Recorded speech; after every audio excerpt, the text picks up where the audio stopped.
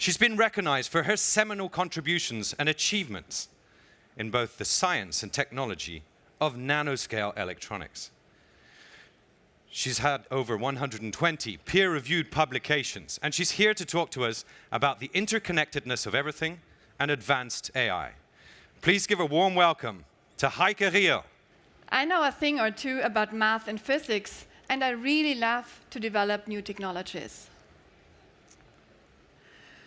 At IBM Research, we work a lot on amazing new technologies. Artificial intelligence, blockchain, neuromorphic computing, quantum computing, as you have heard yesterday, and a lot more.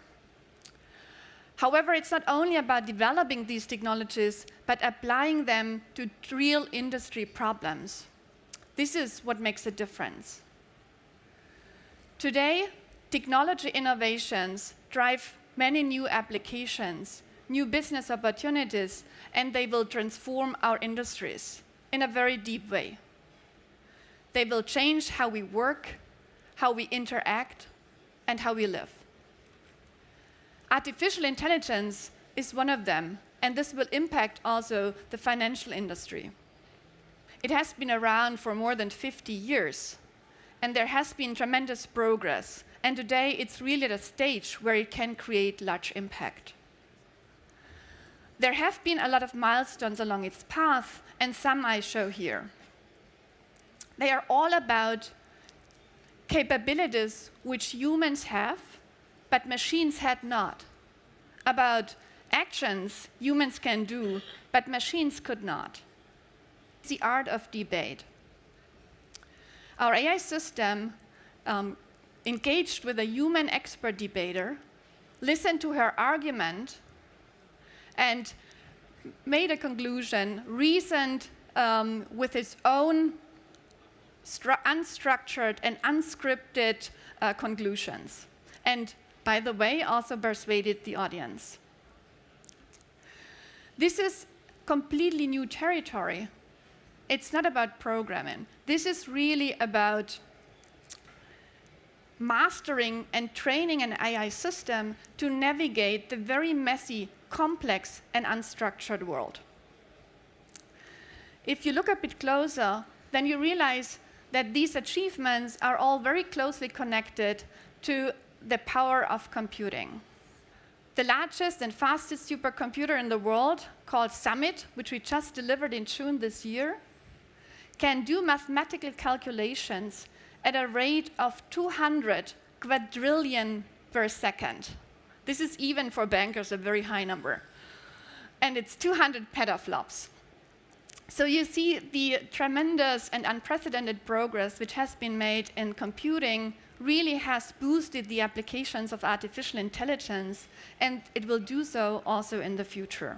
We can categorize artificial intelligence in 3 regimes: narrow AI, broad AI, and general artificial intelligence. Narrow AI is what works today. It's about designing systems which can solve a specific task. They can accomplish a single task in a single domain.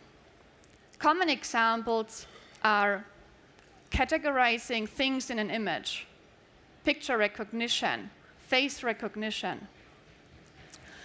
These narrow AI, there are many applications already in the financial world, like risk assessment and also credit scoring. On the other hand, the other extreme is general artificial intelligence. And simply put, this is an AI system which knows everything and can do everything. It exhibits human intelligence. In between, there is another regime where we are coming into, which is the so-called broad AI. And here it's about entering into a new era coming from this narrow AI with narrow capabilities to broaden the capabilities to be able to achieve more complex tasks. So it's about achieving more complex tasks, having broader capabilities, and in particular also transforming from or transitioning the learning which you can do in one area very quickly into another area. In this regime, in broad AI, which is still very difficult to achieve, there will be the value for the industries in the next couple of years. So let's now look at a few examples in finance where artificial intelligence really has a big opportunity. And one of them is the fusion of AI. Let's start with it. You're a global player in the financial industry. You have a lot of locations worldwide. You also cooperate with other global players and participate in international consortia. You have a lot of data available with which you can generate valuable and actionable insights. However, you also have a problem. Because this data is in different formats, in different systems, in different locations, in different countries, it may be even too big to be moved. Legislation may also not allow you to move the data between countries. So what can you do? As a consequence, you actually cannot train your AI system with all the data you have available. You cannot create the best AI system which you could, in principle, create. Fortunately, we have a solution to this, and so it starts out here. It looks very simple. So let's assume you're a US bank and you collaborate with a European bank consortium. You have shared access to bank payment data and further related data on transactions. This data may be sitting in the cloud, even on the blockchain with full provenance. On the other hand, in your US side, you have also further data related to these bank payments. They are private, trusted, and you do not want to share them, or you may also not be allowed to share them. They may be in different systems and different formats. So now you're limited because you cannot create a model with both data sets, which would give you, for example, an accuracy of 90%. So what you need to do is right now, you actually can create and train a local model on both sides. You have to create this local model with the local data available. You can, however, train in parallel, but the accuracy of these local models will not reach the model which you would have if you would be able to combine the data. So you may be only able to reach 50% for the US model and 45% for the EU model. So ideally, you would like to combine it. So how can we use now the power of the data which you have available, although you cannot bring it together? So we have created a so-called fusion manager. And this fusion manager takes the local training parameters and from these local training agents and combine these training parameters into a so-called combined or fused model. And then this combined model is brought back to the local learning agents.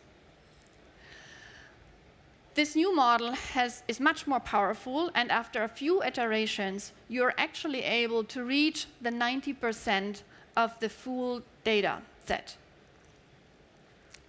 So you're able to really reach the same accuracy as you would have reached combining the data set.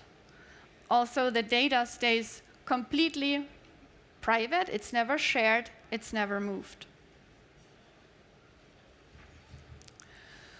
So you have created now an AI model with integrated insights from data which was not moved, stayed in the same system, stayed in the same format.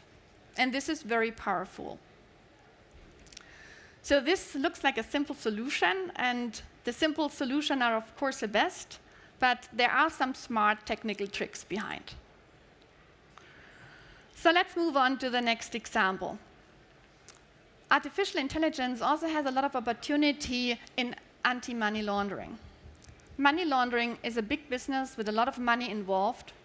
There are about 3.8 trillion US dollars involved, and it would be the 5th economy in the world.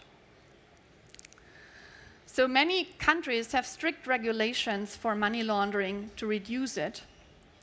However, it's very difficult to actually identify the suspicious behavior And therefore, there's a lot of risk involved for financial institutions. So how can we help? Let's assume you have a system, an anti-money laundering system, which actually goes through all the transactions and based on rules then identifies the suspicious behavior. Unfortunately, these systems, since they are rule-based, they create a lot of alerts. And you then have to go manually through all these alerts, which is a lot of resources and a lot of cost involved. So let's assume your system creates 100 alerts as indicated by these 100 dots here. So you go manually through it. It's a lot of resources you need. It's a lot of time. And if you do it very carefully, then you find 5 cases which are really suspicious behavior and you have to file. The 95 other cases are false positive and they are just normal transactions. So you have a false positive ratio of 95%. And you still have a lot of risk. So in the future, we would like to change this. We would like to create systems which can give you a better accuracy and can uncover the hidden patterns. That you can reach a false positive ratio of only 50%, for example. So how can we identify these suspicious cases more accurately? How can we identify complex patterns of money laundering? And how can we reduce the number of false positives? So we have built a new system which is called graph-powered machine learning. And it combines the power of machine learning with the power of graph analytics. So you see here 2 examples. The idea behind is really using graph analytics to uncover hidden relationships and to discover the unknown unknowns. Have a look at the example on the right. Here you have party A in the middle, and you're interested in what are the relationships to other parties. For example, relationship to party B, C, and D. What if the group party A is involved? Are there other groups which have a similar behavior? Are these behaviors suspicious? And many more of those questions you can actually answer. The graph on the left-hand side shows you, for example, a sequence of actions and connections you can identify. You can identify cycle relationships among multiple accounts. So pull all this together, machine learning and graph analytics, and we can calculate here much more accurately a risk score. And this risk score allows you to reduce the number of false positives significantly. We tested the system actually with a partner, and we were able to demonstrate that we could reduce the false positive ratio to the 50%, which I visualized you before, a significant improvement compared to the 95%. Furthermore, we were able to demonstrate that the time you need for manual interaction and investigation was reduced by 27%. So that's a powerful case of how you can use the power of machine learning and graph analytics for anti-money laundering. These were just a few examples I have given you today, but there are countless and disruptive applications in the financial industries that are poised to transform the industries within the next several years. Make sure you use the power of AI in whatever it is that you are working on. Thank you very much for your attention.